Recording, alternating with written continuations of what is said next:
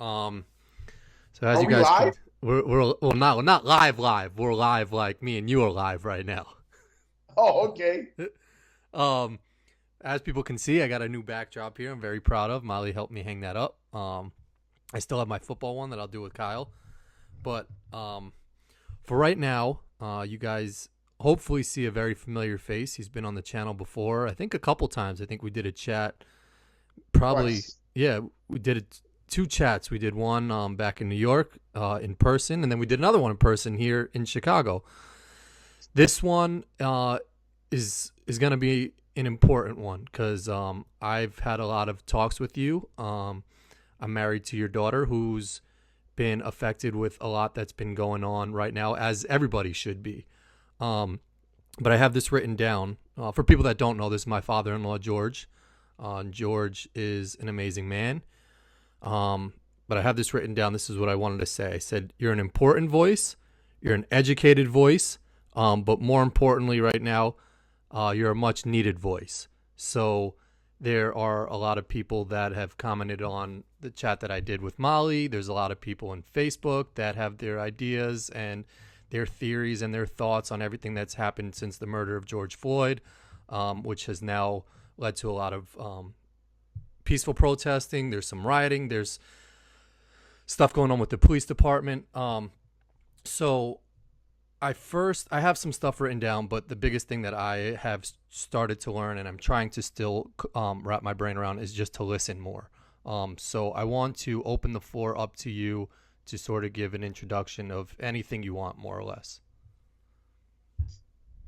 Okay, so all the important stuff. Corin said, as he said, I'm his father-in-law, and he's actually like Corin's a son to me. He's a bonus son. Molly's my daughter. A little bit just about my bona fides. I spent about 35 years in the automobile industry, 19 years as an owner. For 11 of those years, I was on the board of NAMAD, which is the National Association of Minority Auto Dealers, and I was one of the reps for 11 years assigned, working with the Push International Trade Bureau, which is headed by the Reverend Jesse Jackson. So had a long association with him, and I will say this, heard so many things, about him over the years, but here's the way I always looked at it. For those of you who don't know, Reverend Jackson was standing to Dr. Martin Luther King's right the morning he was shot and killed on the balcony of the Lorraine Motel. Most people don't even know he was one of Dr. King's lieutenants. So I always told my kids as I was coming up that one of the things that I've always appreciated in my life was, even though I never met Dr. King, that they say that all people, we're all at least 6 degrees of separation apart. Well, I was 1 degree separation from Dr. King through my association with Reverend Jackson. So he's been an important voice in my life in the civil rights movement. Really, it's more of a human rights movement, because that's all people want. You call it civil rights, and that's good, but it's really about human rights. We all want the same. Everybody wants. We just want equanimity. We want this the same thing. The same. We want the constitutional.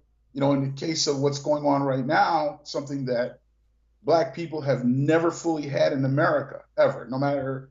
And if you go back, if you do a little bit of work, do a little bit of history, we've never fully had the same constitutional right to due process as everyone else. And if you go back to slavery, Reconstruction, and you have to, let me just preface it by saying that one of the biggest problems we have is no one ever wants to connect the dots. When people ask me, well, why is that important? Why do we have to, go back? That was so long ago. I didn't own slaves. My parents didn't own slaves.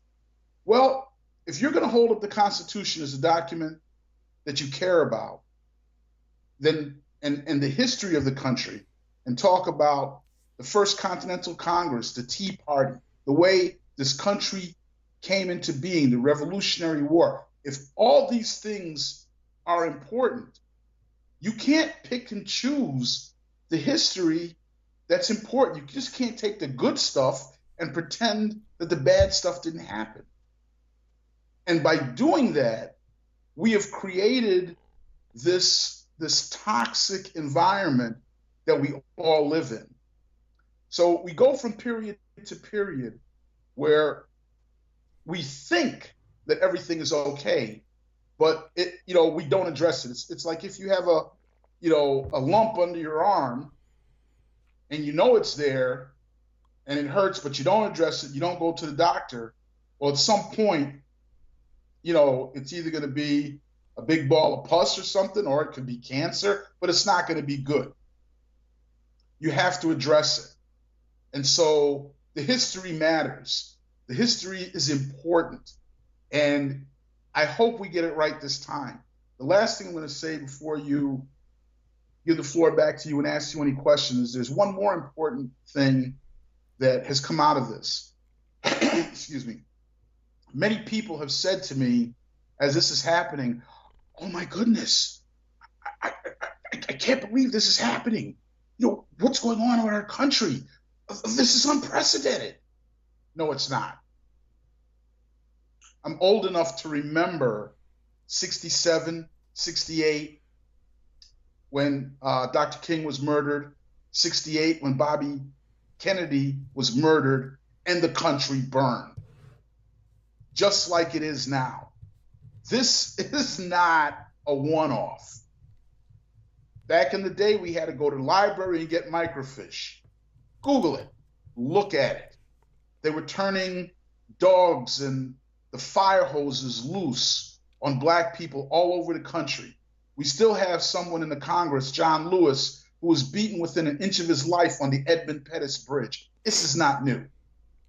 And so that is the first thing that I think everybody has to understand. Now, Corin, for people of your generation, it is your first time around.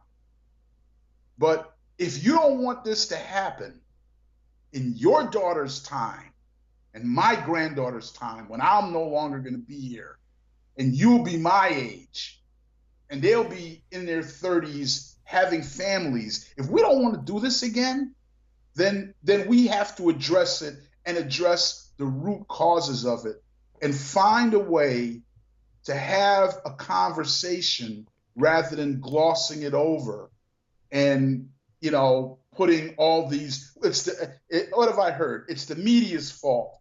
It's the media that's dividing us. It's the Democrats. It's the left. It's the right. Listen, it's not the left, the right, or the Democrats. It's about treating people like human beings. It's that simple. We lose our humanity in this. That's all people of color have wanted. That's what we demanded. That's what King demanded. Malcolm demanded. Medgar Evers demanded. By the way, they were all assassinated. Yeah. For peaceful protest. Not a single one of them pulled a trigger. Oh, well, Medgar did. Medgar fought in the Korean War. He was a veteran. And he was assassinated. And it took 30 years to bring Byron de la Beckwith to justice. So, Klansmen. This is not a new, for people my age, this is not a new process. And for someone my mother's age, who's 94, she saw it even before, during the Second World War, when, you do sports as well. So there's some sports people watching. Everyone saw the reaction to Drew Brees, and man, they jumped all over him. Well, here's what Drew Brees said that really upset it, and I'm just repeating stuff that his teammates said. Mm-hmm. Drew spoke very eloquently, and rightfully so, about his pride of his grandfather serving in the Army. And so that's why he would never kneel, as Kaepernick did, protesting oppression. It was never about the military. But to say that is to almost infer that we didn't serve in the army. And we had a completely different experience. Mm-hmm. When we came back after the First World War, the Second World War, one of Breeze's teammates was talking about his grandfather coming back and was killed on the street for being a black soldier. They killed black soldiers when they came back because they were so afraid of having any strong black people who knew how to use a gun. And so that's our experience. So our experience is not the same. Now, I've said this 1,000 times. I said, America is the only country where, a peaceful protest against, unjust murder is seen as un-American. And I'm going to say it the way I normally say it, so that because we're going to be real here. Mm-hmm. America is so racist. Protesting the violence against people of color is seen as anti-American. Now I know that's going to upset some people, but please allow that to sink in. That's the depth of it. When LeBron and Kevin Durant spoke on it, Laura Ingraham told him to shut up and dribble, yet she ran right out and defended Drew Brees. Well, what's the difference? So when it comes to us, that protest for our lives, because they're not worth anything, is seen as un-American. Because we fought in every war. First person to die in the Revolutionary War was Crispus Attucks, a black man. First person to die. And just to that point, there's the famous movie Glory, that they do teach in the education system of I think it was the first black military brigade to go in. They were the first ones to go up the mountain or something like that, and they pretty much sacrificed themselves That's a deeper story. So that's a deeper story. Here's a little bit more of the history, behind that. Might not have been all the exact people, but the attack, the raid on Harpers Ferry, is what Virginia was key. Fredericksburg, Virginia, is key in the war, and many things happened there. And near Fredericksburg was Harpers Ferry. Many people don't know the story of Harpers Ferry. An abolitionist by the name of John Brown was active. He was a preacher who's white. Mm-hmm. And John Brown was around many black people. They worked for him in his businesses. They worked with him. They all didn't work for him. He viewed us as human beings. He thought that slavery was a scourge on the country. He thought it was just going to destroy us morally, which it has. It's still eating away at the fabric of the nation, right? And in fact, the whole Western Hemisphere. But that's another. We'll keep it tight on where we are here. And he raided Harpers Ferry with some other white abolitionists and slaves, freed slaves, some free, some not. It didn't go well. He was captured, as were many of the people that were with him, and they were all hung. They were pretty much all lynched, like 2 days later. My point was, but that whole area of Virginia, as the Civil War started breaking out, that's where many of those black soldiers you're talking about in Glory came from. Can't remember the river, but they crossed the river there, as the war started breaking out. Many of those slaves crossed the river and went over to fight for the North, because, they wanted their freedom. But, if you think about the advent of slavery in the, we came here first in 1619. So if you think about being a slave anytime in the 1600s or 1700s, there wasn't any emancipation until 1863. And there's another story behind that, which we can talk about. But if you were a slave in the 16 or 1700s, 100 years, you woke up, you worked 20 hours a day, didn't get paid, ate garbage, and had no hope of ever leading a free life. I mean, the brutality of it, was a good day was when you didn't get whipped to within an inch of your life. So, I mean, we're still suffering when you treat people that inhumanely, and we've come to this silent conclusion, because it really is a silent conclusion, that the lives of Black and brown people aren't worth the same. Well, then you're going to continually treat them differently until someone says enough, as they did in the 60s, and they're doing again now. So that's what brings us, really, to where we are, because it's really never stopped. It's been unabated for, my entire life. So I appreciate people bearing with us, because I know sometimes the audio isn't matching up to the mouth, but hopefully sometimes, I know Molly watches on 2x speed, because my chats can sometimes go pretty lengthy. So thank you guys for bearing with that. I would just say listen and not necessarily maybe look, because it could be confusing. So thank you. George, I want to ask you, after sharing all that and saying that, you've seen this before, and, stuff that I've been watching on the news, to your point, is we have seen this before several times. And, you see a lot of these situations in some of the protests where police will kneel down with the protesters, and, maybe they'll throw up the Black Lives Matter, like with the fist, and there'll be a police chief who marches with the group, and it all looks glory, everything looks nice, and, people smile. But at the end of the day, and for that matter, sometimes some laws get changed, and stuff does get accomplished out of these marches. Do you think this movement feels different, or are we just on a hamster wheel, and this will happen again, unfortunately? And, it's something that, like, how, if it's not going to change, how does it change? Like, does this movement feel different than any of the other times? Okay, it's a great question.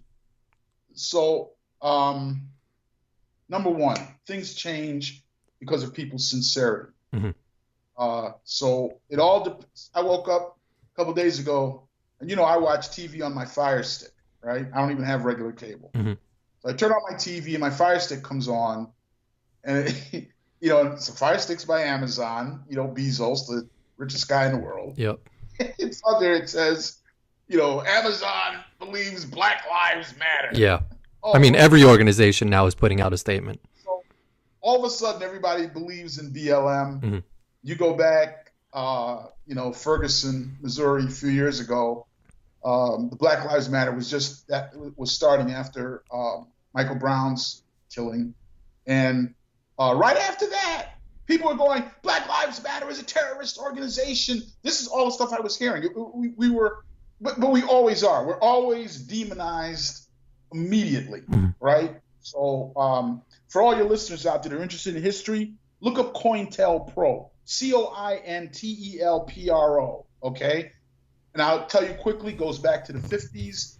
It was a COINTELPRO was a government program, a legal government program started by J. Edgar Hoover to undermine any group in the country, to find a way to undermine them, and that really continues today. This is a continuation of that, right? So that every time you see someone say something, who's a person of color, Jesse Sharpton, whoever, they're always going to have a set of talking points to tell you why what they're saying to you, is not, is bad. And so that's what they did, right? And when, especially like when the Nation of Islam started rising and Malcolm X, they were COINTELPRO, and the government was very focused on what they were calling, they would not allow the rise of a black messiah. That's what they were calling him. And so, it's the same thing today. So sometimes, back to your question, is it, I see all these companies, I see all these people, all of a sudden they're saying Black Lives Matter. To me, it comes down to one thing. What's the sincerity of it? And to me, sincerity means it can't be just words. And it's got to be actions. And by actions, I'm not just talking about money. I'm talking about actions. I had a 2-hour conversation with someone last night, someone who's the husband of one of my bonus daughters, one of Molly's best friends. Mm-hmm. And we were on the phone for 2 hours last night. And this was the last guy, because he posted online that over, some racist stuff on his job. And he's a white guy. He left. He said, I can't do it. And we ended up connecting last night and having an amazing. I'm not saying everybody's got to walk off the job, but I'm just saying whatever the action is. And even in the conversation we had, I can feel his sincerity. We know when someone's sincere and when someone is, just, giving you the business. Mm-hmm.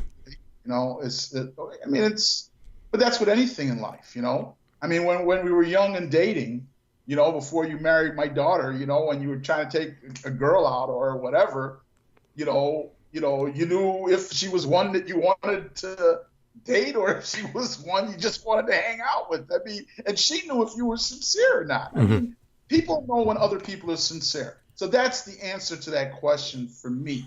And we have to be genuine about moving through who is and isn't. So I'm going to give you an example of what I think is not sincere.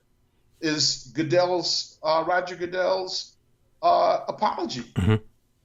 That's not sincere. What he sees is the tide is going. I mean, he stood there. He knew that Kaepernick and the other players had a peaceful protest. Trump called them sons of bitches, right? But now all of a sudden, he sees the emotion of an entire country, and he sees which way the worm is turning. And so, we made a mistake. But he gives an apology, never mentioning Kaepernick.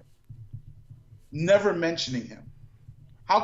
That to me, I mean, and I'm not saying I won't give him a chance, but they got to go a whole lot further, and as you know, we were both Jets fans. The last Jets game I saw in person was with you. Mm-hmm. And as you know, over Kaepernick 3 years ago, I gave up watching football. I said, if he never plays again, I'm never going to watch again. I haven't watched. I don't own anything by then. Well, I have the stuff that I had before. I didn't throw that out because I paid for it, or it was given to me. But I've not spent another dime, and I haven't watched a football game. I don't even know who the coach of the Jets is. Mm-hmm. I don't even know, and I don't care to know. And I've known my whole life. It's my team. But, sometimes you got to take a little bit of a moral stand. And so if the NFL needs to be morally, they need to come in with sincerity. So that's the answer to the question. A lot of people are going to be throwing this out. We need to weed through who's really throwing it out. And that comes back to accountability. You got to hold them accountable as well. So you got to hold the cops accountable, but you got to hold people accountable to the sincerity of are they really interested in hiring the best candidate who can be a person of color or not, whatever, or are they just going to say this stuff now so that everybody gets off their back? Hell, how old is the Rooney Rule? You're a football guy. You're a sports guy. How old is it? It's not. 20 years? I don't even think it's that long, to be honest with you. Oh, it's old. Oh, is it? Rooney Rule's old, man. Oh, okay. I thought it was fairly recent, but I don't know. Rule is before how long's the coach been in Pittsburgh? Oh, Tomlin? Probably, 14 seasons, something like that. 15 seasons, I would assume.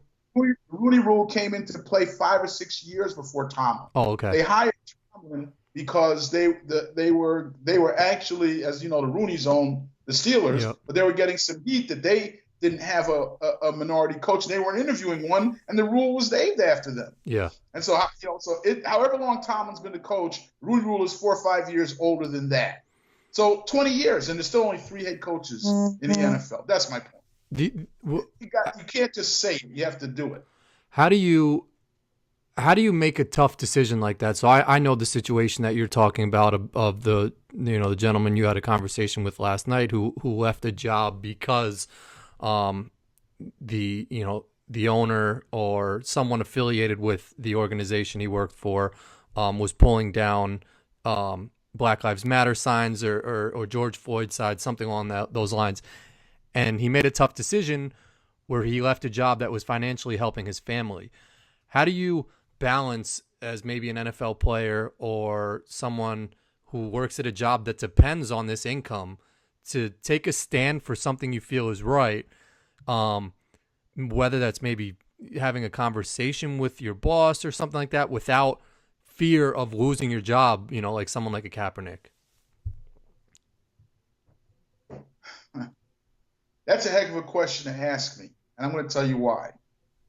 So one of the reasons, Corin, I'm not a car dealer anymore is because I was outspoken. And I don't talk about it because I don't ever want to put that out there. But one of the reasons when this gentleman and I had a conversation last night, it was very emotional for both of us. But it was emotional for me because it took me back to the opportunities that I knew that I could be giving up if I stepped in the breach. And there are guys today that are doing very, very, very well that are dealers who I fought for and sat in the room with the captains of Ford Motor Company and General Motors, Chrysler, DC, lobbied for changes in financing rules for us to be able to get the same type of money and interest rates that were out there.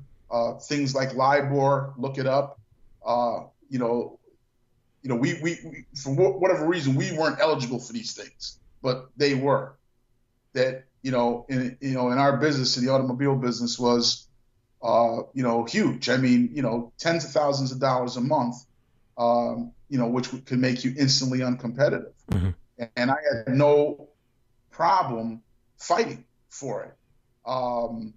At some point, I did realize, because you're warned, they tell you that you're treading in dangerous territory, and you have to make a decision. And so, to answer your question directly, we each make that decision, right? For me, it's a matter of right or wrong. And yeah, family, I got 7 kids, Corin. 7. Mm-hmm. I know them well. That was, I'm not going to sit here and say that was the only reason that I'm not a dealer, but it had a lot to do with it. It really did have a lot to do with it. And it was definitely the saddest time and one of the most painful times in my life when, Ford, said they wanted me to sell my dealerships back. One of them, and they sold them back under the guise that they were going to close them as they were getting smaller. And one of them, they turned around and resold instantly on me.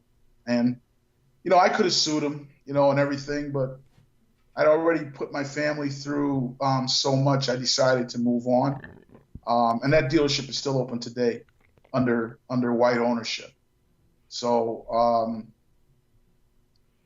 we all make a decision, man, and I can't tell anyone how to do it. The other day I watched King's speech in Memphis the night before he was killed. He said, "I might not make it to the mountain with you. You can feel sometimes the footsteps coming behind you, but you make a decision that you're gonna keep fighting." And that's what I told him last night.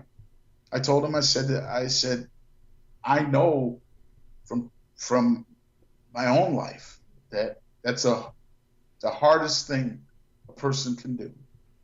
But you know what, Corin? Here's the flip side of that.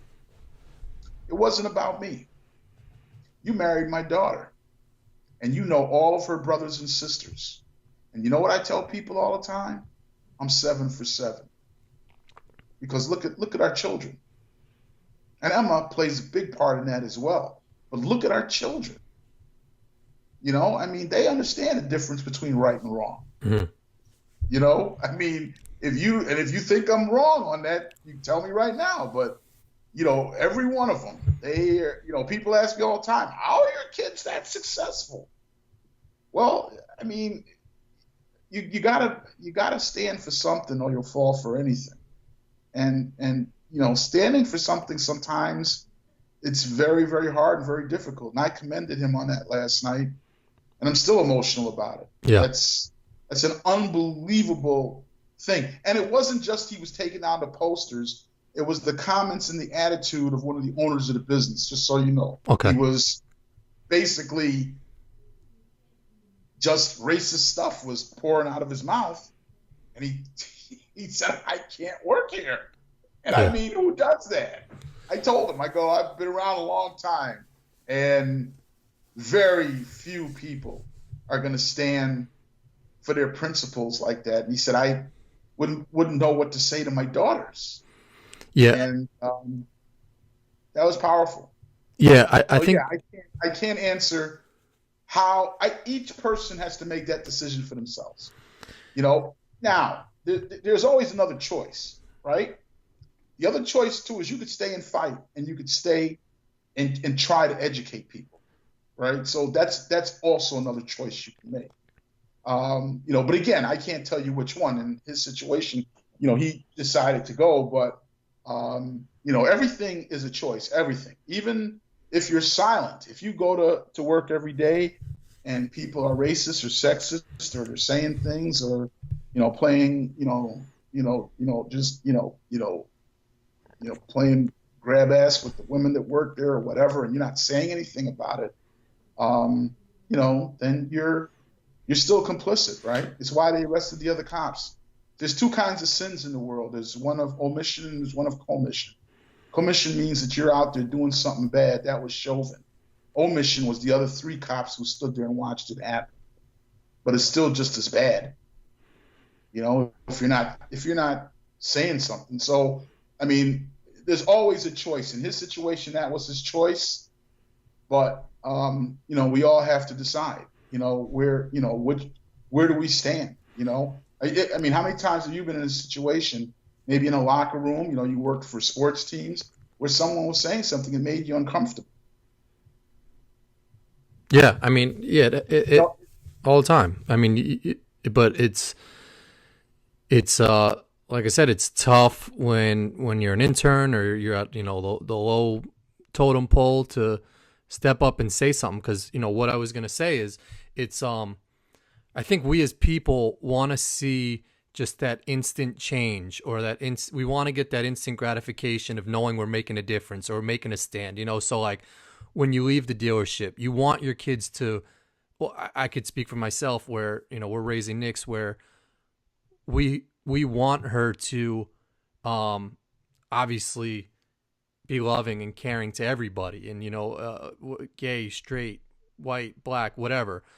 But all of that takes time, and change takes time, and I think that eventually comes. And I was discussing something with Molly that you might have not necessarily seen when you left the dealership the impact it had on your kids, but to see your daughter Taryn and your nieces Nia and Rachel marching in these movements and tagging you in the post, and it had to have been so gratifying to know that they felt moved enough to tag you, to let you know they went out and marched, because that it took a while. It took till they were 20 something, but that a little piece of that was maybe you leaving the dealership or teaching them something as a kid. So like, I don't know if people are listening who made a bold decision with their boss or a family member, because something I wanted to ask you about was tough conversations, and people are having tough conversations with family members right now. And you might leave, and it might be a week, it might be a month, it might be a year, but you might get a call down the road that says, George, you said something to me a couple years ago, and it just hit me. So I don't know, long-winded answer. I guess I'm saying change doesn't happen overnight. No, no, it doesn't. And I think that's something that we really need to recognize because we didn't get into this position overnight, Mm-hmm. right? Mm-hmm. And but it's going to come because people make a decision to not be silent. I mean, if someone is saying, I can't even count the number of people that I have right now that or in my life, and they're through Facebook or whatever, but they want to keep saying it's about the media and it's about this. No, it's about people dying. Mm-hmm. We don't have the luxury of saying it's about the media. The people, when I think of my sons, my daughters going out there as Black people, that this could happen. How does the media play into that? If someone decides, and it's not a one-off. These are dots you have to connect, right? I mean, everyone's saying Chauvin was a bad cop. Yeah, he's a bad cop. But here's what I want you to think about. He was a bad cop who didn't think anything would happen to him over what he was doing. The look on his face was like, nothing's going to happen to me. He wouldn't have been doing that if that person were white, mm-hmm. because something would happen to him. He honestly didn't think that. He didn't care about the cameras or anything. And in fact, right afterwards, the police union tried to stick up for him. The initial report from the medical examiner was that the guy had all these underlying conditions and blah, blah, blah. And then they brought in Michael Baden, who's the preeminent, pathologist in the country, used to work for the New York State Police. They call him in on everything. He said, no, even if the guy had underlying conditions, what killed him was the asphyxiation Mm-hmm. from the knee on his neck. And that's what matters. Wouldn't have mattered if the guy had diabetes or cancer or whatever. That's what killed him. But they were already trying to set up to, to figure it out. And everybody, then they backed off of that. And that's, it's about accountability. And we, the people, have to hold people accountable, right? So when people are telling me it's about the media, I'm saying, no, you need to look at the history of this that continues happening. It's not the media. It's not all this other stuff you're coming up. It's America. It's how we've been treating people. And so that's where it starts. That's where the tough conversation starts. And everything else, Corin, is deflection. Everything else is deflection. When people are saying that, it's all, what are the stats on black and black crime? Deflection. Yeah. I don't like black on black crime either.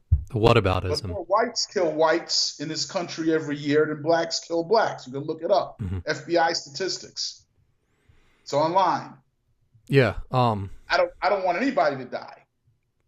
But the point is not, so my question is, when people bring that up, what I ask them is very simple. So so my question is, until we solve black on black crime, does that mean that black people who are in police custody are not entitled to their constitutional right to due process? I mean, that's the question. Mm-hmm. So why bring it up then? I mean, when people talk about, oh, well, he went to jail or he did this or he did that, that's deflection. Mm-hmm. Right now, in the county that I live in, I'm on the grand jury. Right now. Well, it's been suspended for 3 months, but I might be on it for a while because they haven't been able to seat anybody. We haven't heard cases since March, since late February, early March. My first case on the grand jury was a murder case. And someone in there asked, well, did this person, because I can't tell you anything about the case, mm-hmm. but someone asked, did this person, ever have something like that happened? Were they arrested for, violent crimes? District attorney said, I can't talk about that.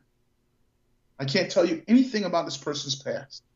Because when a case goes to the grand jury, and the way our system works, to bill or no bill a case over to indictment is based only on the facts of that crime, not what they did before.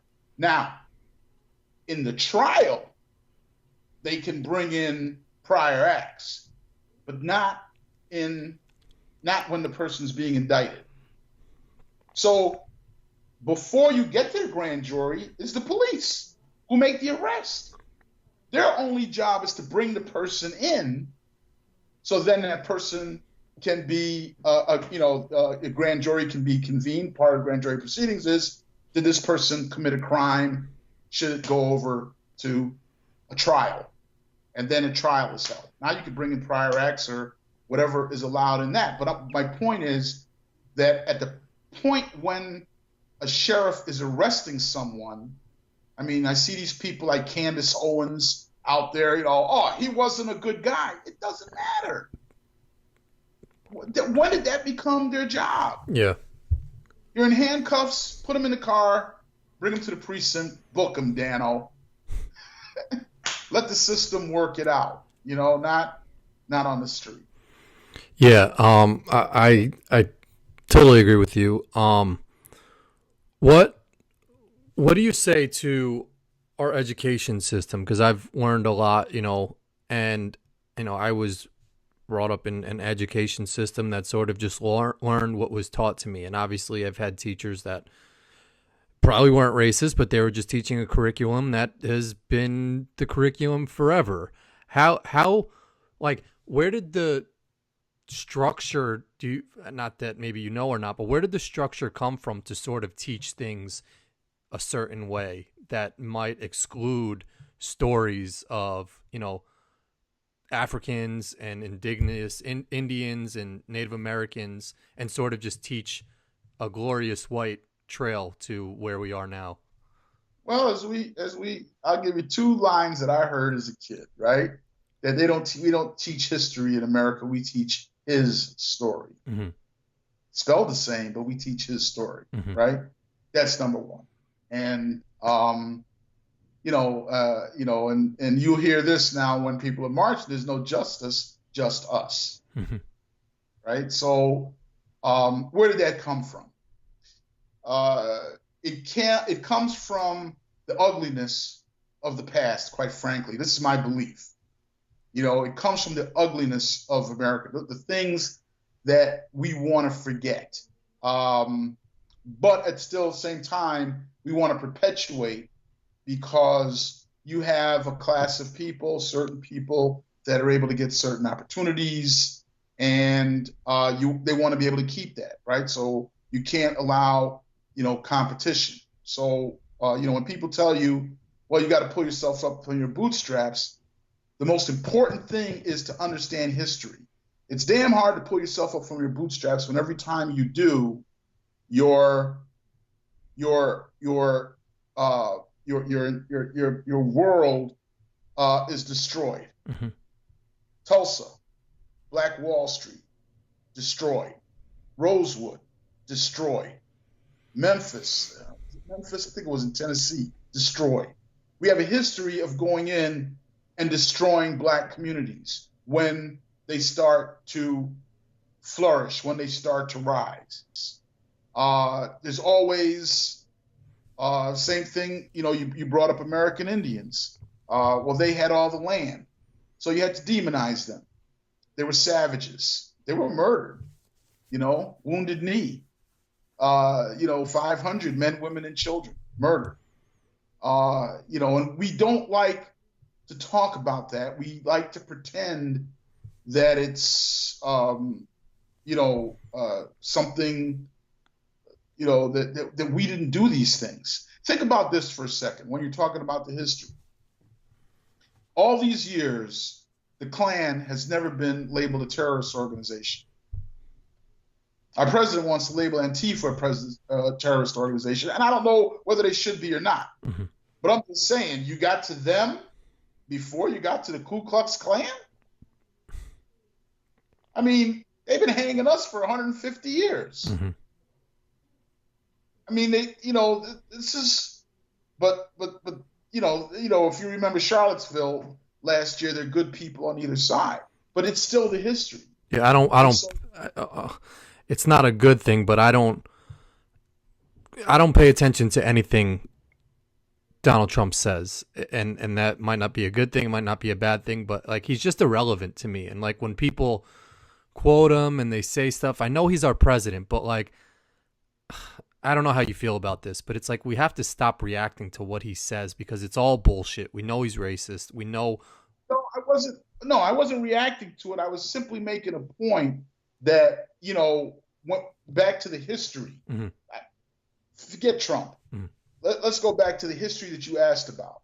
So you have a group in this country that has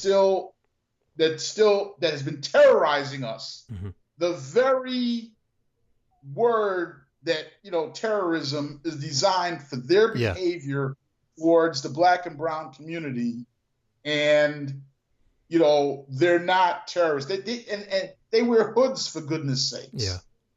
I mean, and they've been found guilty in several murders. There were murders of the civil rights workers in Mississippi, Byron D. Beckwith and Edgar Evers, and on and on and on.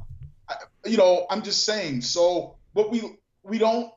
It's history, but we don't want to deal with it. So we want to kind of pretend that it doesn't exist, and so consequently, we don't teach it. We teach the history that they want to be able to feel good about America, so that everybody stands up and puts their hand over their heart. I was talking to a gentleman last night. I told him to listen to the Star-Spangled Banner. Listen to both verses of it.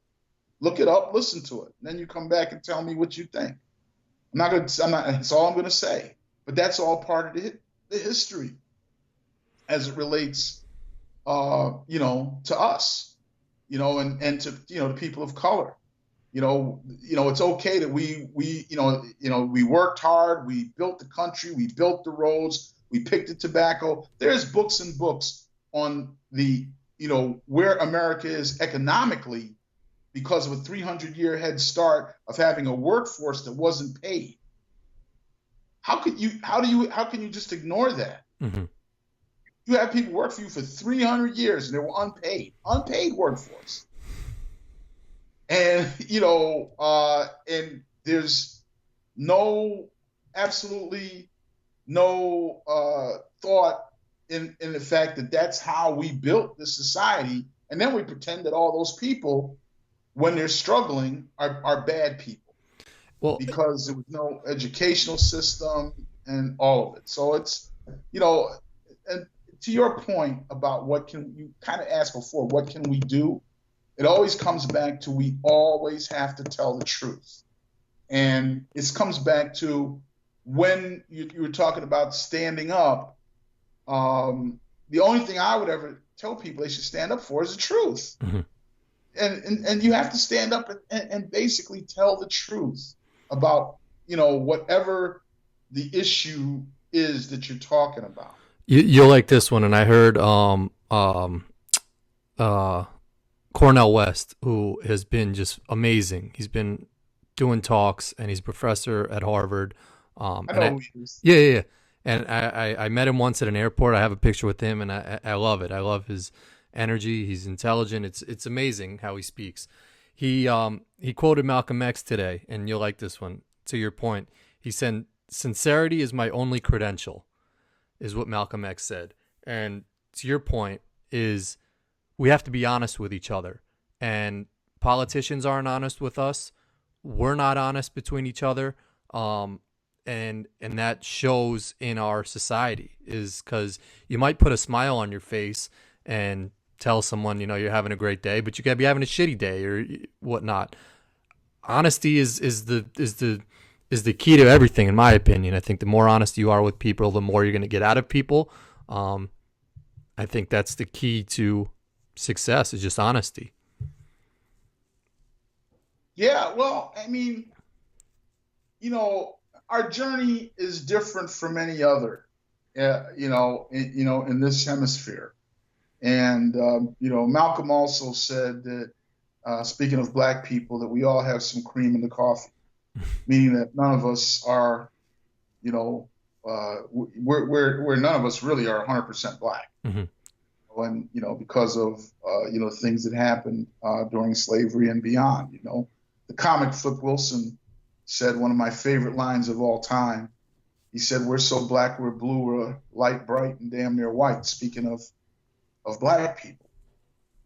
And I think that one of the things that people use to deflect all the time when people are struggling with, whatever, is happening racially, and I've heard a little bit of this as well, is people are like, "Oh, well, you're not really black, you're biracial, so why are you worried about it?" and all that stuff. And again, the history isn't that way.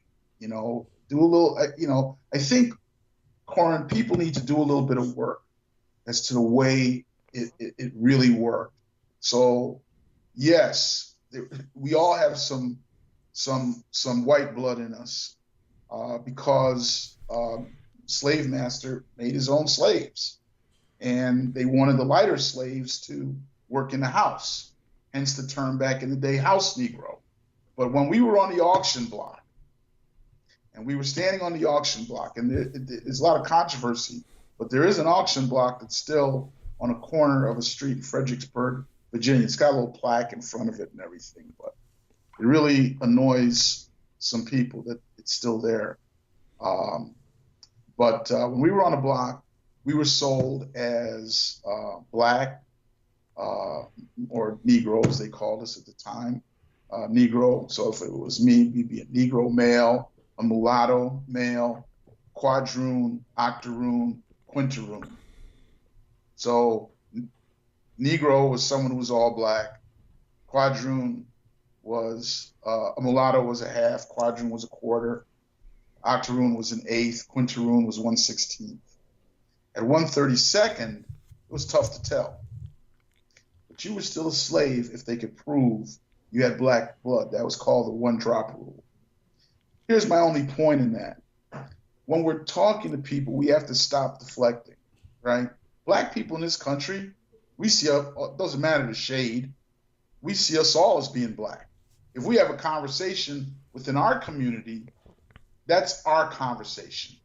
And that's something else that needs to happen, is people need to respect the conversation of people of color, just like we respect the conversation of other people. When Italians are talking, I'm not going to go over there and jump in their slang, or Polish people or Jewish people. That's because it's not mine. Or women. I'm not going to jump into their conversation. But for some reason, people always want to be able to define our experience. Why do you guys use the N-word in your community? I don't think anybody should be using it. Really? Well, if we don't want to use it, we won't use it. You can't use it. But it's not up to you to define my experience and the experience of other black people. And I think that that's something that is where a lot of this too is very deep. A little bit of respect goes a long way. And, one of the things that you see all the time is people will pick someone out. Oh, well, I saw Morgan Freeman say this, or I saw Candace Owens say that. Well, so what? You can't decide. If Morgan Freeman said that, well, then hold Morgan Freeman accountable to that. Yeah. Or hold Candace Owens accountable to that. But to assume that means that you now have the definitive understanding of the black experience, and so you can come in and talk about it. And it's usually along the lines of something like, oh, well, racism no longer exists, and that type of thing. That's a problem. So people have to stop trying to define our experience. We sure can define it for ourselves. We understand. We've been talking about it for a long time, but there's a part of this conversation that we're talking about, this national conversation which leaks down to a local one-on-one level, is mutual respect for, not defining someone else's experience. So how can we get to where people are saying, there's good officers and bad officers? Like, how can we not lump them together to say, like, this officer is just like every other officer, to your point, and not make that assumption? Did you see the New York? Yeah, the union leader. Did you see his press conference today? Yeah, I didn't listen to it, but I saw comments that he was going off and whining and crying. Okay. He used 2 words in there.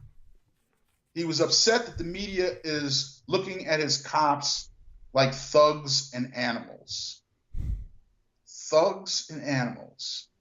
So let's be clear. Let's not be mealy-mouthed here, right? Mm-hmm. When we hear thugs and animals, they're talking about black people. Mm-hmm. My car, I had to get my car towed today. Had a not long, but maybe a half-hour conversation with the tow truck driver. He's super conservative, but we're in an age now where people want to have the conversation. Mm-hmm. So he asked me a couple questions. I brought up that, and he goes, "Oh yeah, I saw it." And I said, so when you hear thugs and animals, I said to him, just like I'm saying to you right now, let's be real. What color are they people? He goes, "Well, they look like you." And I said, exactly. So think about it for a second. You're asking how we can get to that point.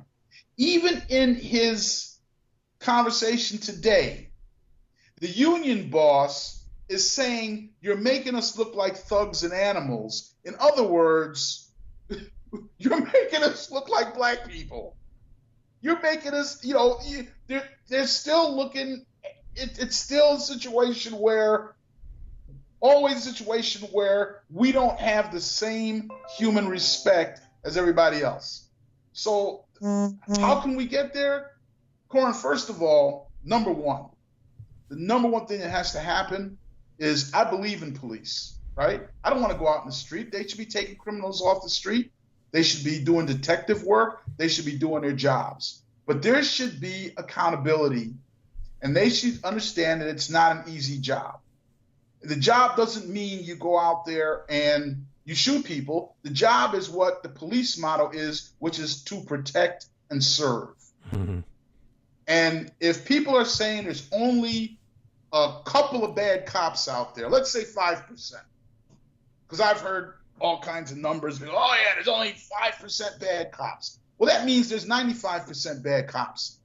And if the cops are the people that take criminals off the street, when those cops break the law and kill someone or brutalize them or whatever, why aren't those 95% of good cops arresting the 5% of bad cops?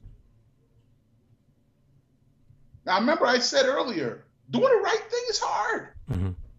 But honestly, that's the right thing. If you want it to change. Other than that, it's never going to change. Coming out and whining and crying that you're being looked at like thugs and animals. Well, because look at all the videos that have come out in the last 2 weeks of what the New York Police Department's been doing to people, and just the intimidation, over this. So police departments, some of them have ramped up. As Trump said, what did he say? Be tougher or whatever. Law and order. And go out. And so they've ramped up, and they've actually brutalized the people peacefully protesting against police brutality. Yeah. So, how is it going to get there? A large part of this, Corin, lies with the system, our system of government, all the way from the top down, because accountability has to start there. You can't let the cops skate. When the 2 guys that shot Ahmaud Arbery, the father was a cop for the court system, mm-hmm. and they let him skate for 2 months until the video came out. Mm-hmm. And she knew it. And then she recused herself, the Yeah. prosecutor. And then a second prosecutor recused themselves. So even within that part of the system, it's not just the cops. It's the entire system needs to be held accountable to what happened. I just saw one last couple of days ago. Chicago police chased the kid down, and the body cam worked, all except for the moment where he got shot and killed. And then the cop is putting the handcuffs on him. He's already dead. He's handcuffing him, and they're going, the big question now is, why did the body cam not work? He said, well, when he was getting out the car, he hit the body cam on the car when he was getting out the car, but it worked while he was chasing the kid down the alley. Yeah, of course. That's not when he got shot, and then it came back on after. Mm-hmm. So that's kind of accountability that needs to happen, right? Yeah. You can't just let stuff go, give him administrative leave for 2 weeks, desk duty, and then put him back out on the street. And also, when these people get convicted of it, some of them have gone other places, other police departments, and become cops. That needs to follow them forever. I mean, you can't kill somebody or do that and then, be convicted or whatever, and then go with the police again someplace else, Yeah, I mean, a big thing you saw with the cop in Minnesota was he had like 18 prior complaints or something like that and was never, taken off the job or whatever, reprimanded for all of that. And that's why, and I said that. I said that's why he sat there and had that look on his face. Yeah. Derek Chauvin honestly didn't think anything was going to happen to him. Mm-hmm. I saw his arraignment the other day when he was sitting there and they laid a $1.25 million bail on him, mm-hmm. and his wife's already left him, and the look on his face then was like, oh shit, he couldn't believe it. But when he had his knee on Floyd's neck, he didn't think anything was going to happen to him because nothing had happened to him before. Yeah. So you can indirectly blame Floyd's death on the fact that this guy's never been held accountable. It's like, hey, Corin, you're raising 2 girls. You're raising 2 children. No, Nixie's the only one that's old enough right now. Scotty's not. But if Nixie's not held accountable to mealtime and all of that stuff, she's going to run all over you guys. Mm-hmm. Everyone has to have rules that they live within, and someone's got to hold them accountable. So who holds the police accountable? I'm not saying we don't need police, and I got police in my family. I care about police. Molly's godmother is a 33-year Rochester veteran, sergeant in the Rochester Police Department, Aunt Darlene. And I nothing but respect. It's a tough job. But the guys like Chauvin shouldn't be doing a job. And if you think it's all a one-off, that's also very, very, very naive. It's a culture. Mm-hmm. So answering your question means you have to break that culture. Breaking that culture means, accountability. That, here are the rules, and they're not like with Chauvin, here are the rules, but nobody's following them. Here are the rules, and if you break those rules, and if you beat someone to within an inch of their life, or shoot them, or whatever, like what's going to happen to Chauvin? You get prosecuted and probably go to jail the rest of your life.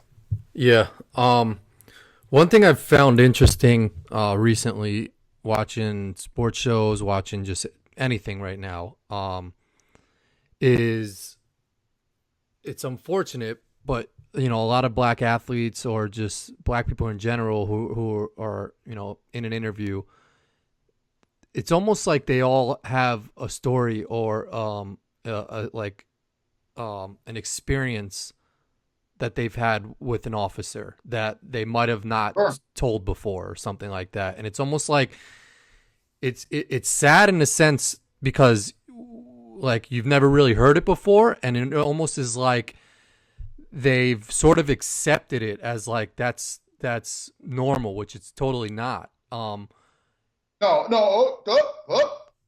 stop. It's totally normal for us. It's totally normal for us. That's what I'm saying. Miles Davis was having a cigarette in 1954 on a car outside of a club where his name was on the marquee. The cops told him to take off. Mm-hmm. He said, no, I'm going to go in the club I'm playing. He said, you're not going in there. they beat him up, and there's a picture of him. I posted it last week with the blood dripping off him as they took him into the police station. That's in the 50s. Mm-hmm. So it's normal for us. I got a story, and my story doesn't even compare to my brother David's story. You ought to ask him his story. Mm-hmm. We all got a story. It's tough being black and driving a car and not having a story. And it's scary as hell. I can tell it. I can tell this one maybe in 1 minute. I get pulled over in Jersey. I'm driving back from New York to Rochester. Lights go on. Cop pulls me over, and I'm looking at him in my side mirror as he's walking up. I did exactly what my dad always told me to do. Have your license, registration, everything out, put it up on the dash, put my hands up on the top of the car. So I slid my license registration out, put it up on the dash. As I'm watching him walking up, right, he gets about halfway up, I think right around the time he realizes that I'm black. At least this is what I'm thinking in my mind. Maybe I'm wrong, but it's what I'm thinking. Because I watch him unsnap his holster, slide the gun up and down to make sure that, it's going to come out. So when he gets up to the car, up to the window, I'm sitting there and my hands are on the steering wheel at 10 and 2. And he said to me, can you wind down the window? I said, sir, I'm not going to move my hands. He said, why? I said, because I'm afraid to. He said, why are you afraid? I said, I have a mirror right there. I watched you unsnap your pistol. I watched you pull it out of the holster. I said, and I don't know. I don't know you, never met you, don't know what you're about. He said, you think I'm going to shoot you? I said, I don't know. I said, but you have a gun and I don't. He said, you have any weapons? I said, no, I have no weapons. He said, well, how are you going to give me your license and registration? I said, the window's open. They're right there on the dash. So he took him off the dash. He left. He said, I'll be right back. He came back. He walked up. My hands were still right there. He put them back on the dash. He said, you don't have any weapons. I said, no. He said, and I probably shouldn't have done this. I was young. He said, can I look in the car? I said, sure. So he looked in the car. He didn't find anything. He said, can you open the trunk? I opened the trunk. He looked in the trunk. He didn't find anything.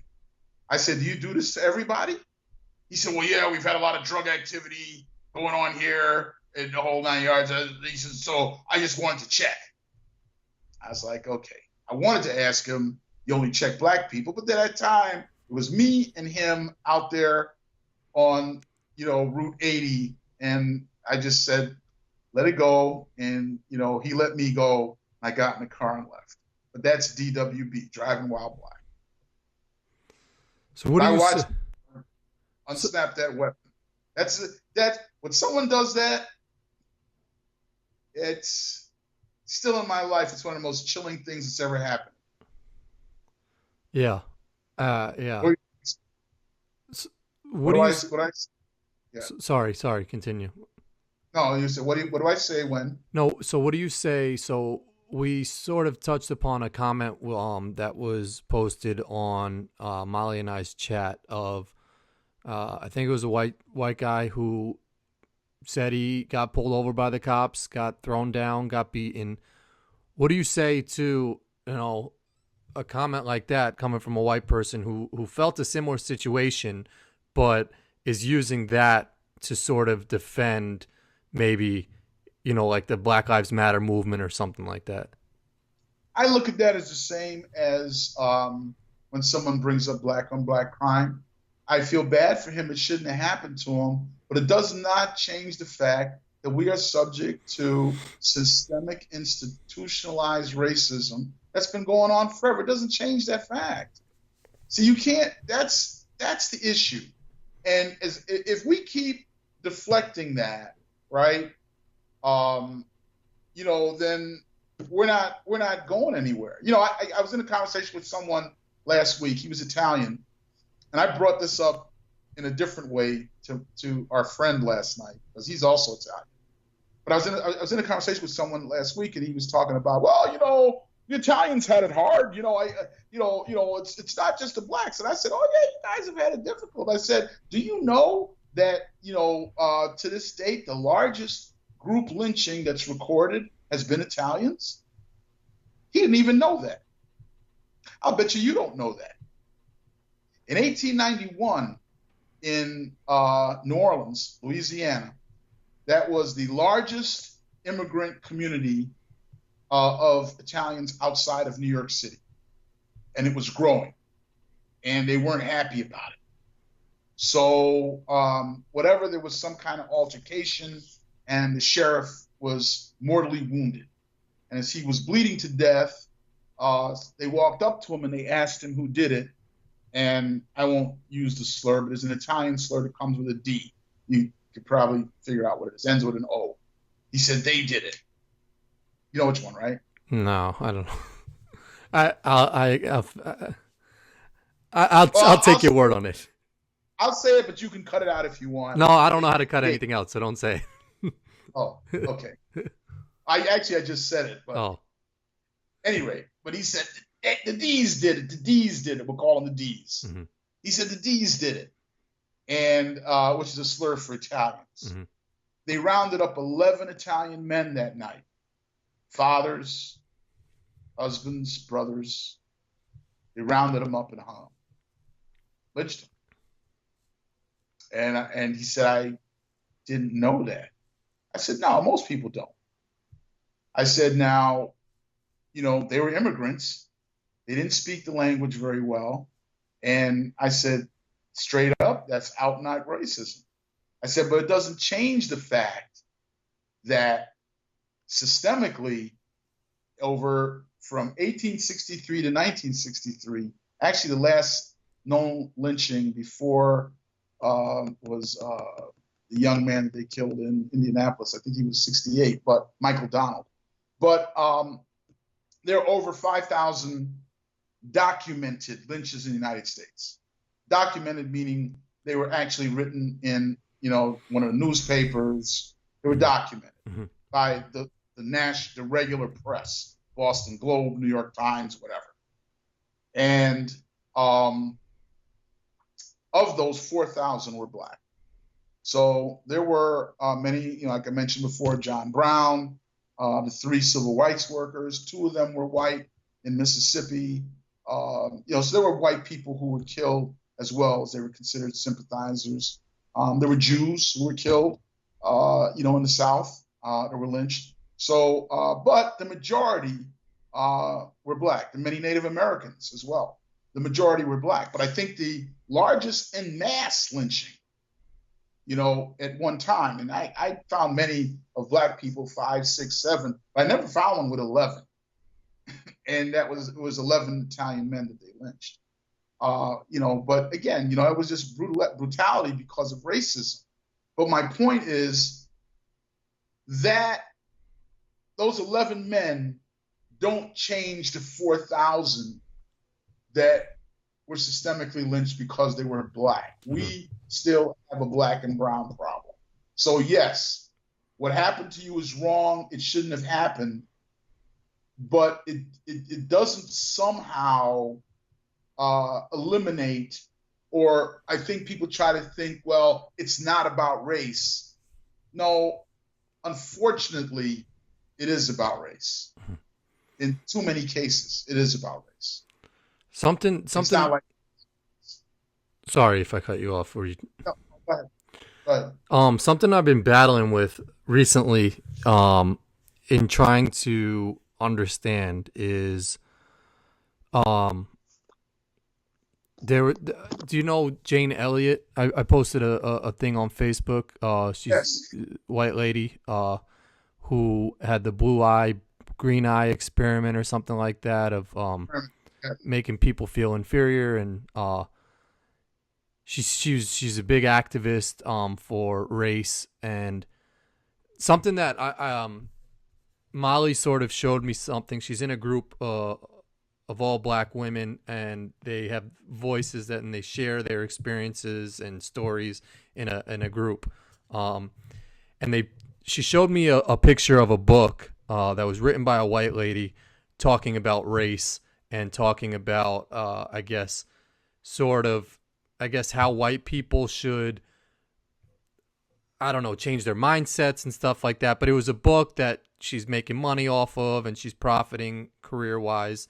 So something that I've been battling is trying to understand where someone like a Jane Elliott, like in my eyes, she seems like a very good person. She's doing a good thing. She's changing people's minds on race. But then I also battle with, but is she doing this because it's a career path? She's becoming profitable of it. I mean, I'm sure she's gotten death threats. Like, I don't know how now to sort of give somebody like credit for helping the Black Lives Matter movement, or just see them as like an opportunist. So I read that about her. I'm going to give you another guy. I don't know. Have you ever heard of Tim Wise? No. Well, you need to look him up. Okay. You're going to talk about race. You need to look at Tim Wise. Tim Wise is a white guy, and he's easily the preeminent white voice on anti-racism in America. Uh-huh. He's smart. He's articulate, and he's been lecturing on it for many, many years. Mm-hmm. And he's hard hitting, and he does not hold any punches. White community thinks that he hates himself because he tells the truth.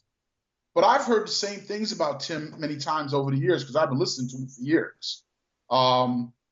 Where people have said, oh, yeah, he makes money. Well, of course he makes money doing that. He's a lecturer. He's going out and he's speaking on a very uncomfortable subject. And so, there's a balance here. If he's going to do this, he's got a wife and 2 young daughters. He's, if he's doing this and he feels, that it has to be done. And if you go and he's got a video out, I'll send it to you after. Mm-hmm. If it is White Like Me. And in it, he's got a run up into, how he came to this. He went to black schools. All his friends were black in the beginning. And so, and it hit him one day, that, he was privileged. He wasn't getting the same things, the same bad things that they were when he was, in college. So, he turned his attention to that. Once you start listening to the guy, you realize he's very powerful. But I've heard that about him from black people. Tim Wise is just out there making some money, and doing it. And that is, look, it's a soft spot in the black community, because I mean, for every Jane Elliott and every Tim Wise, there's a black Tim Elliott, there's a black Jane Elliott, a black Tim Wise, there's a black Jane Elliott, that maybe their story just isn't being told. I listen to them too. There's many of them that can get out there. Mm-hmm. But should he, if he's got a story, should he not go out there then? Because, he's telling a story that he grew up with. See, that's his story. I know about Tim Wise. I don't know that much about Jane Elliott personally. Mm-hmm. But Tim Wise, that's his story. This is how he grew up. He's telling his story, and he doesn't want to go along with race. Now he happens to be very eloquent. I'm sure he's making money, but do I feel like I don't think he's taking something from someone else who's black. Mm-hmm. I really don't. I've seen many, many powerful black speakers. Mm-hmm. If they want to go out there and speak on racism, right? A lot of blacks don't want to speak on racism because they don't want to paint a target on their back, and so there are a lot of good black speakers out there that are very kind of race neutral. So, I mean, I get where you're coming from, but at the end of the day, if their message is sincere, I don't wrestle with it. Now, if someone's out there trying to make a buck, right? Who I wrestle with? As you know, I'm a Buddhist, right? Mm-hmm. And I'm a devout Buddhist. Now, I'll tell you what I wrestle with, and this is kind of maybe a little bit of humor, but it's true. A lot of motivational speakers, they quote the Lotus Sutra, but the Lotus Sutra isn't the most well-read book. People aren't gonna. No one goes, oh yeah, I got that in the Lotus Sutra, but it's chock full of wisdom. Mm-hmm. If you know my page, I post some Buddhist wisdom every single day. Mm-hmm. It's chock full of wisdom. And people go out there and they go, oh, this is what I wrote. This is what I came up with.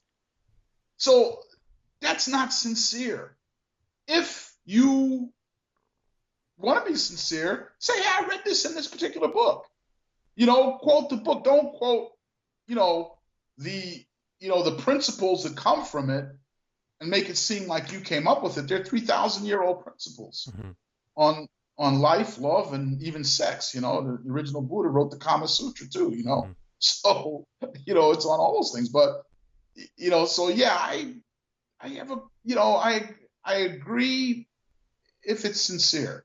If someone's using Buddhism or anything, any religion, doesn't matter, but they're coming with sincerity, right? You believe them. I mean, Mm-hmm. who cares that Gandhi was a Hindu and Malcolm was a Muslim and King was a Christian? I sure don't, because they were so sincere, right? They were speaking to you with their lives at that point in their lives. I think that's So why it's people. not, I think that's why people get upset sometimes after a sporting event. When the guy makes it a miraculous catch, and after the game he thanks God, or something like that. It's like, because most of the time, if he dropped the pass in his interview, he's not thanking God. So it's like, you thank God when you do something super extraordinary, but you don't do it when you drop the pass and you got to give an interview now in defeat. So it's like, I think to your point, it's the sincerity, and it's not looked upon as sincere when you say it when it's only a good thing that happens to you. we're going into a little bit of another realm, but it's one of the things that steered me away from any monotheistic belief when I was 17. Simply because I've never understood that, right? Mm-hmm. Good things happen, they say thank God. Bad things happen, they go, oh, the devil's around every corner. No, back to what we're talking about, police brutality and all these, the bad things. That's not the devil. Those are human beings who are doing that. Mm-hmm. And so I think that many times, using divinity is a way to. It's also another form of deflection. When someone's like, because I agree with you, the guy worked hard, to be where he is, to be that type of receiver. God didn't throw him the ball. I don't know. Yeah, yeah. I'm not big on that stuff. And you're right. I don't see it as sincere. I think people have most people have a religious agenda. If they have a religious agenda, they want to get it out. That's all. And everyone thinks their religion is right. Um, a couple more things here. What Sure. what would you say as a piece of advice to someone who may have a racist person in their family that they're with at a birthday party or something like that, and hear them say a comment that can be deemed racist? Like, is it just on the person to confront them, or like is everybody different and how they should approach it? Like, do you have any advice on how someone should maybe start that conversation, or how to approach that conversation with a close family member? Well, one of the things that I believe, Corin, is that it's not the answers you give, it's the questions you ask that are Mm-hmm. most important. So if someone says something, racist, or I always will frame it in terms of a question. It's usually very difficult for them to ask because the question is framed so that you have to now ask yourself, what do I truly believe? Mm-hmm. So as in, we'll stick with what the main thing is. So my main question, like right now, and I've used it several times, I haven't gotten an answer yet, is that when someone's saying that Floyd had been arrested, or whatever, or what about black on black crime, or any of those things? My question is, do you think that until these other issues are solved, that black and brown people should not have a constitutional right to due process? That's the question. So you can frame that same type of a question in the family. Someone is being racist. Do you go, oh, really? You think that? Well, do you think that all men are not created equal? If they're God fearing, pull something from the Bible, or the Torah, ask them, or or a Buddhist text. If I meet very few racist Buddhists, but pull something from there and say, do you not, Jesus washed the feet of lepers. Do you not believe in that? I mean, that you have to cause, you have to be able to help someone. They have to ask themselves, certain questions about what their core beliefs are. You're not going to reach that by telling them what their core beliefs are, but you can reach them by asking an honest question that they have to try to answer. And, but you got to ask a question where there's only one answer. If we all have a constitution, if we all believe in the Constitution, we believe in the First Amendment, the Second Amendment, all of it. If you have a constitutional right to these things, then what's the problem? Yeah, I mean, I mentioned before, like with Kaepernick, the answer always came back, oh, it's just not the time or the place. And I would always say, well, no, that's not an answer. That's just emotion, right? I mean, if he's following his First Amendment right, well, it's not the time and place. No, that's an emotional answer. Constitutionally, does he have the right? Well, of course he does. So when you frame it that way, depending on what was said, and again, that takes some effort to be able to think about it and put it together. But yeah, and I can tell you this, and I think it's going to happen even more so now, but I can recount every time in my life that something racist came up and I let it go. I can think of the times, and I'm still mad at myself for times I didn't answer something like that even years ago, because I feel, for me, and again, I'm not saying anybody has to do this, I always feel that it has to be said, but you can come up with ways to say it. So when I was a dealer, we used to have these, parties. You've been to these cocktail parties. You're in that stage in your career. And you got a drink in one hand, you got a little plate with the shrimp and everything in the other hand. Mm-hmm. People are telling stories and jokes. Well, I remember once, some auto executives were standing there and they were telling jokes. We're all standing there and we're all guffawing. They really weren't that funny, but we're all, whatever. And one of them turns and he says, "Oh, I got a joke." He says, so he looks at me and he goes, "Well, it's a black joke." He goes, "You don't mind, do you?" And he proceeds to start telling the joke. I was like, "Hold a second, hold on one sec." And he said, "What's the matter?" I said, "Well, I'm going to grab my drink." I says, "And I'm going to go over there." So they all stopped and looked at me. He's like, go over there. I go, yeah. I said, no, you have every right. I said, you tell your joke. Go right ahead. I said, but I'll see you guys in a minute when you're done. I said, I'll be over there. And I left. Well, later he comes up to me and he's like, "What'd you do that for?" "Do what for?" "What do you mean you just left? You just went over there." I said, "Well, I didn't want to hear it." He said, "Well, I asked you." I said, "No, you didn't ask me. You told me that you had a black joke and you were going to tell it and you didn't think it would be offensive to me." He said, "Well, I didn't think it was going to be offensive." I said, "Yeah, but the fact that you had to even bring that up means that you thought it might be offended. I might be offended." I said, "I didn't want to stand there and be offended and have to say something to you in front of everybody else, put your career on the line, my career, everybody gets upset." I said, "No, we're at a party." I said, "So it made it easier." I said, "I went over there." He said, "So you're mad?" I go, "No, because I didn't hear what you said. I went over there."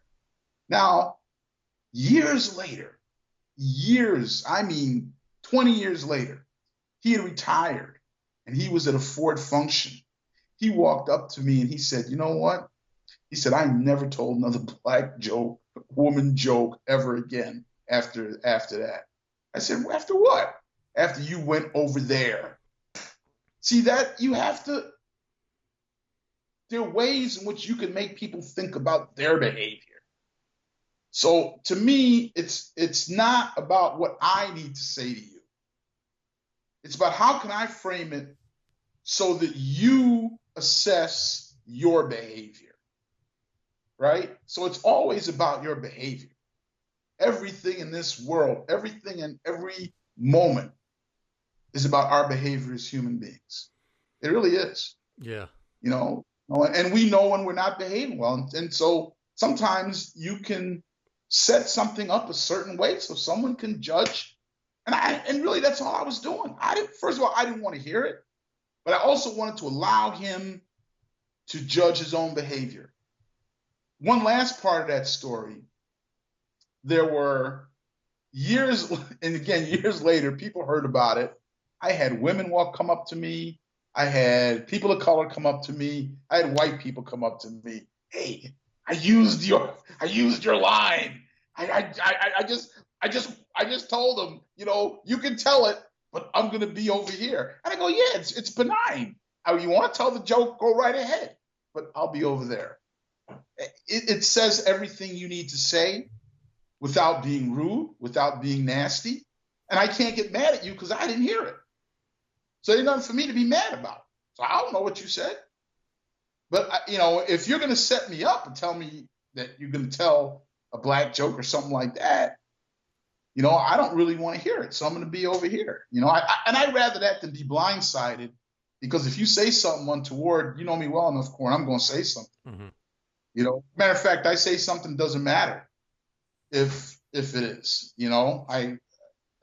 I had one of the women that worked for me once, she was, talking about, how one of my employees was Jewish. And, she was talking about how, Scott's like that. He's a Jew. And I was like, no.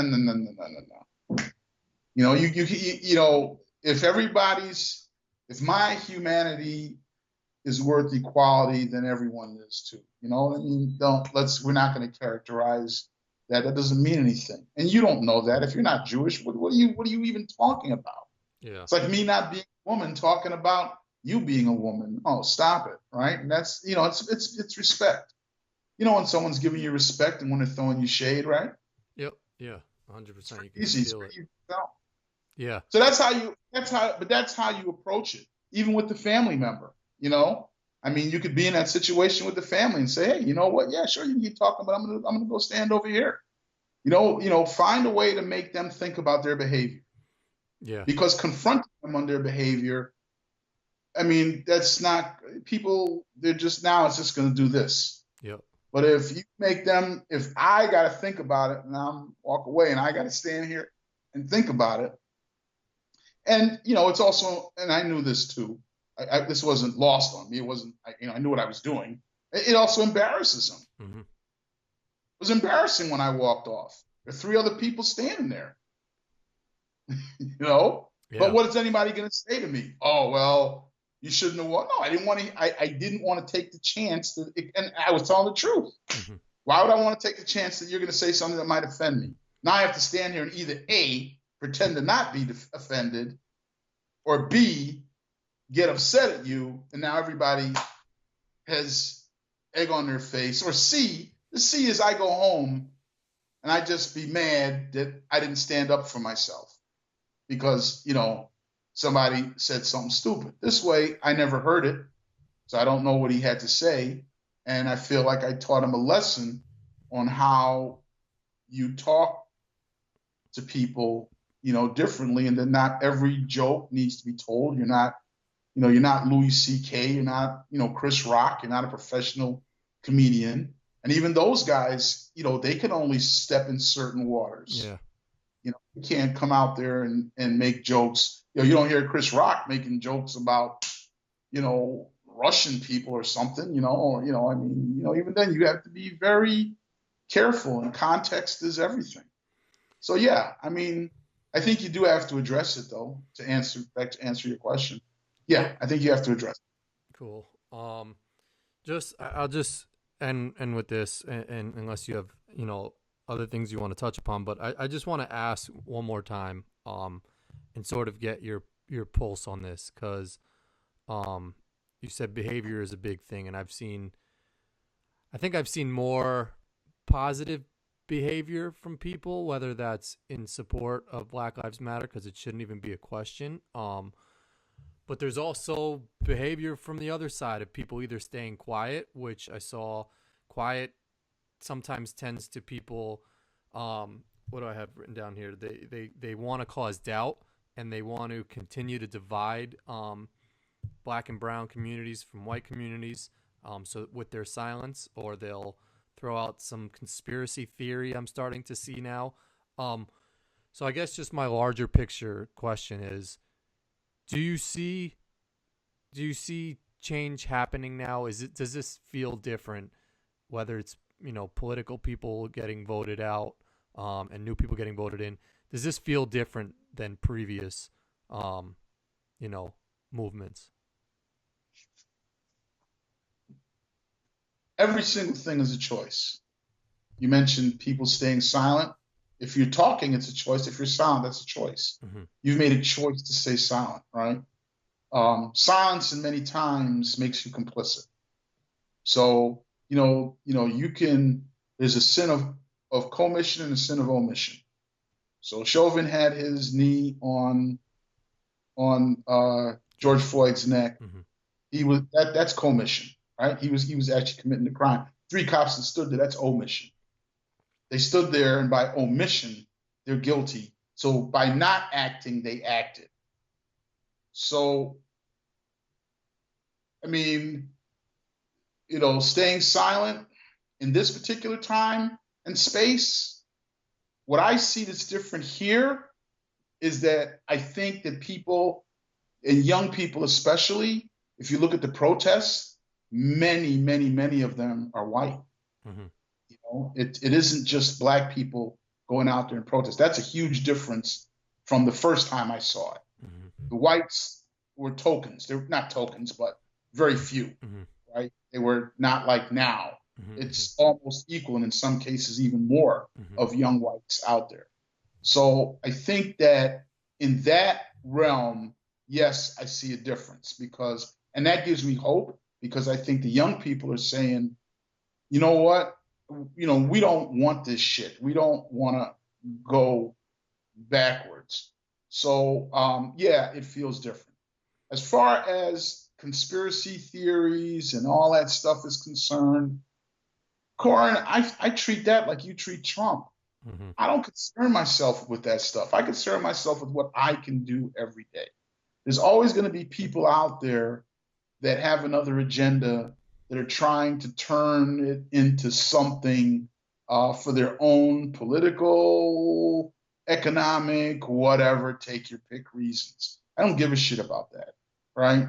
What I care about is that we address the root causes of people dying due to systemic racism. That's what I care about. So, if you want to stay silent, that's fine. But I think that that's one of the reasons why, as we talked on the beginning of our little talk, there are a whole bunch of corporations and everybody trying to jump on the bandwagon right now, because I think people realize this is a special time.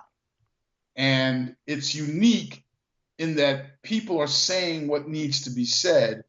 And you know what? For people that, you might have seen some of my posts where, like the mayor in California there, who said that, that no good person of color has ever been killed by a cop.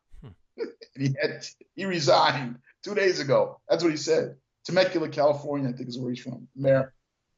He said no good person of color has been killed by a cop, which again connect the dots. Mm-hmm. That harkens back to the old saying, the only good is a dead.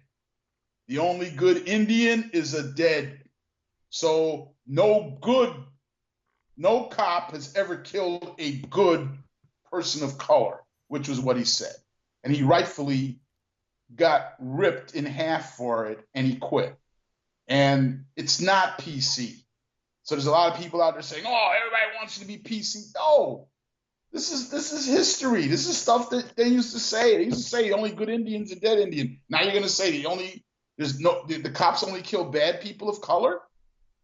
So in other words, all those people that died that shouldn't have died, a guy that was sitting, Botham Jean, Breonna Taylor, all these people that died that shouldn't have died, you're saying that somehow they were bad people. So by virtue of their color, they were no good. Hmm. See, sometimes people don't even realize what they're saying, Yeah. and and the sensitivity that other people have to it. And the sensitivity isn't new, Corin. I want to leave you with that and your listeners with that. The sensitivity isn't new, but people are just more willing to talk about it. And we now have social media, Hmm. which is why you saw what happened to Amy Cooper. Yeah. Tried to weaponize just being African American. Hmm. I'm going to call the cops and tell them an African American man. The guy wasn't touching her. He was simply recording her, asking her to put a leash on her dog. Yeah. But by saying that,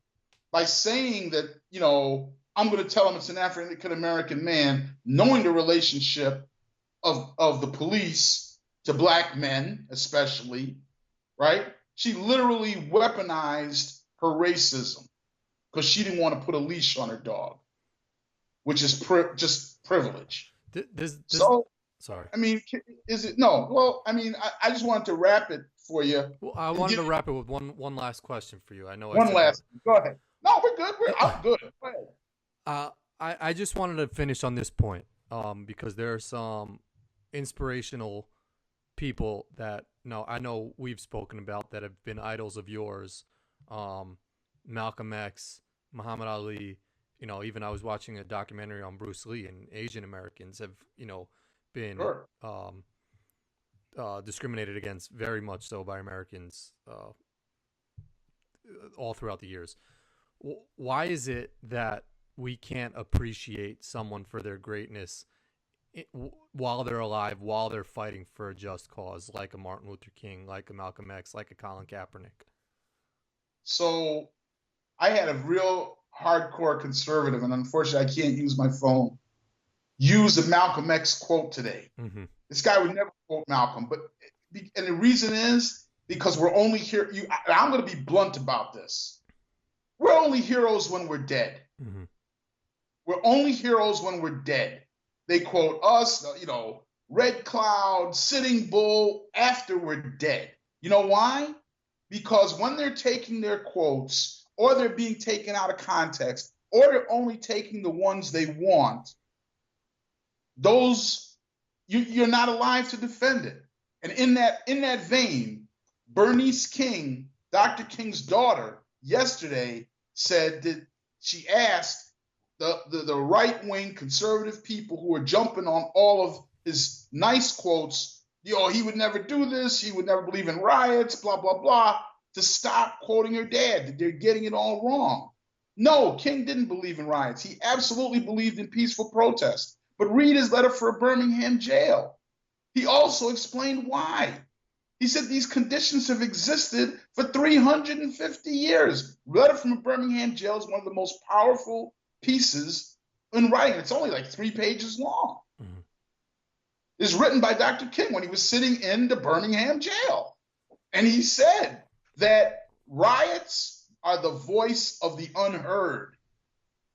But again, these are quotes that no one wants to bring up, or we're going to give you something out of context. That's why, Corin, when we're dead, we can be heroes.